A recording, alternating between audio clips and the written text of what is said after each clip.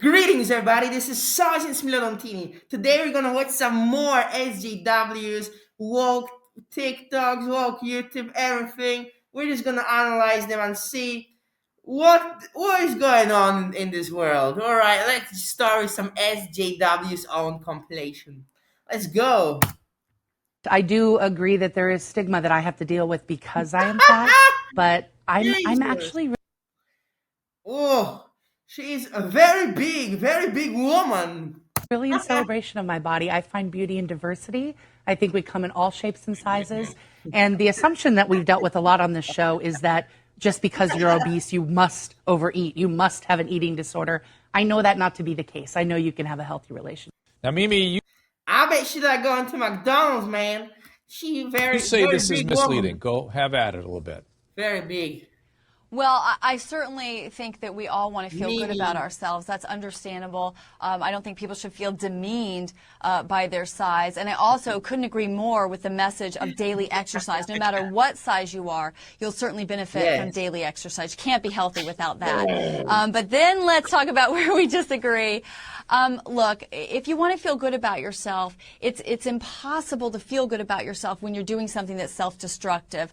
Also, self-destructive behaviors that result in damage or I agree with this 100%. Like when you eat so much, you're just destroying your body. You know, you would go every day to a McDonald's, KFC, and they're good. They're very good. But if you do it every day, it's very unhealthy. And I agree with Mimi. Mimi's a very intelligent woman, and let's keep on listening to her because she is very smart. She is the opposite side from the SJW. So let's listen. rehabilitation or even disfigurement to the body, that's never going to be perceived as beautiful.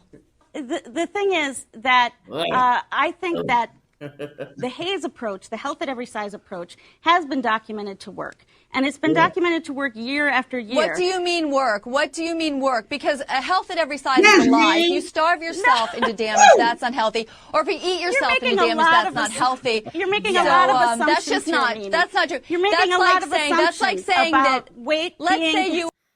The woman on the left is correct. The woman on the right is incorrect. Mimi is correct. The woman on the right is not correct. How can you be fat? You know, of course, accept fat, whatever. You can do whatever you want, but it is destructive to your body. You are more likely to get diabetes if you're fat. Come on. Mimi, everyone here should be listening to Mimi. God damn. You're a smoker. Let's go, Mimi. Let's say you're a smoker and have black lungs, and you try to say that's healthy because you don't have cancer yet. We know that it is actually factual that obesity is dangerous, and it's connected to cancer, stroke, Alzheimer's. We even know it's connected to an increase in birth defects. So there's nothing left to debate. It's not beautiful. It's not healthy. Well, you know, $15 an hour, first of all, as we said, it's not enough of a wage, but it is. Ben Shapiro is here. Very good. The woman is gonna get owned by him in a moment. A substantial improvement, and this is what workers have put forward. Fast food workers themselves courageously took their lives into their own hands, walked out of their jobs in a one-day strike in New York City, and demanded $15 an hour. And that is the first step, because the economy is not going to remain static. We have to fight for affordable housing. We have to talk about taxing the super wealthy and affordable housing. When you tax people to build the affordable housing, people move out of the city, and you have to raise taxes on the people who remain in the city, and this is how you hollow out the economy of a major metropolitan area in the United States. Only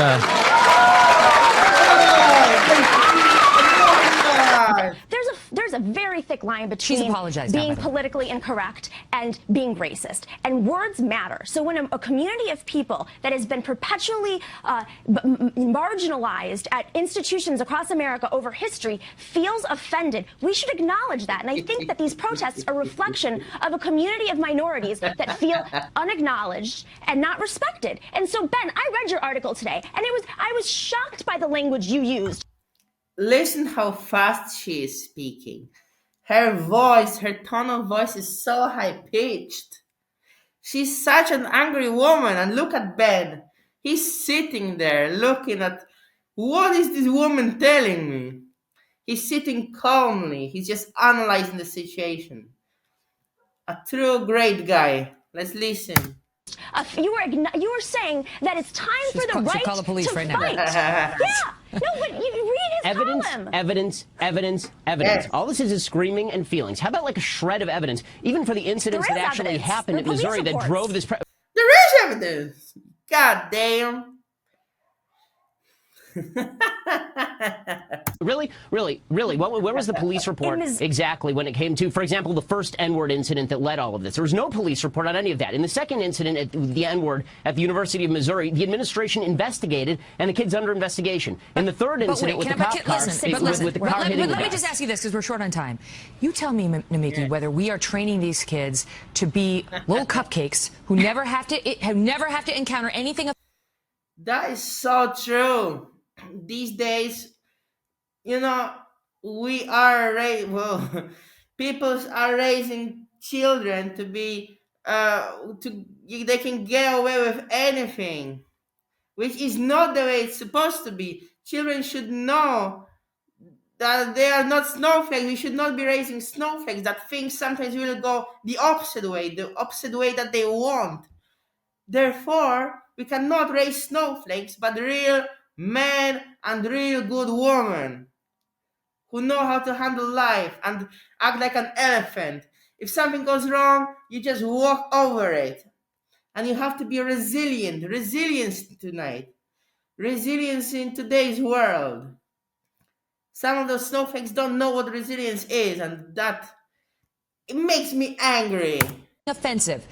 Assuming everything you said is offensive, they never have to encounter it because they can call the cops or they can get their administrators fired, or whether it's better to educate them that there are offensive things in life, there are insulting things in life, there are people who will say very we have to prepare people for when they're children to handle these situations when they're older. When something goes not their way when they're older, they have to take things into their hands and be able to solve it. So the woman in the front, the news reporter, is 100% right. The woman on the right, I don't even want to say what I think about her. incorrect or impolite things about you, politically incorrect things about you, very publicly and in a way that you might feel very offended by.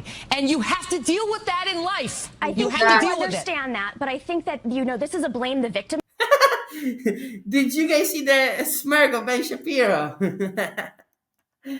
I love that guy. Situation, we should be ridding the world of bigotry. We should be talking about that rather than blaming it on the victim who feels hurt, disrespected on campus, who doesn't feel heard by their administrators. I love that utopia. It doesn't exist. It's not real.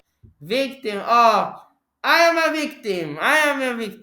God damn Realistic. It does not exist. Good luck getting rid of all the Blame bigotry. the victim. Well, we can All the look at bigotry. it. We're just That's going to wipe the world. progress. We'd love to. Progress. It's better nowadays to say I'm a victim, but I don't want to get into that much. It's too much of that, but what she's saying is, I'm a victim now. Everyone has to listen to me. But it's not reality. I They gotta go. literally just fired a white guy for being a white guy, and he's the victim. Okay, I gotta He's go. the victim. Great Yes. debate. Thank you both for. And they're Can you explain jerks. to me why in Chicago during Father's Day weekend 13 people were killed, 53 were injured by guns when they have some of the strongest gun laws in America? Can you explain that to me? They don't have strong gun laws in America because any idiot can buy a gun. In Chicago. Any idiot can buy a gun from a gun show or on the internet, and there Yes, are and no they can buy it background illegally checks. as well. I am definitely for guns because you must be able to protect yourself.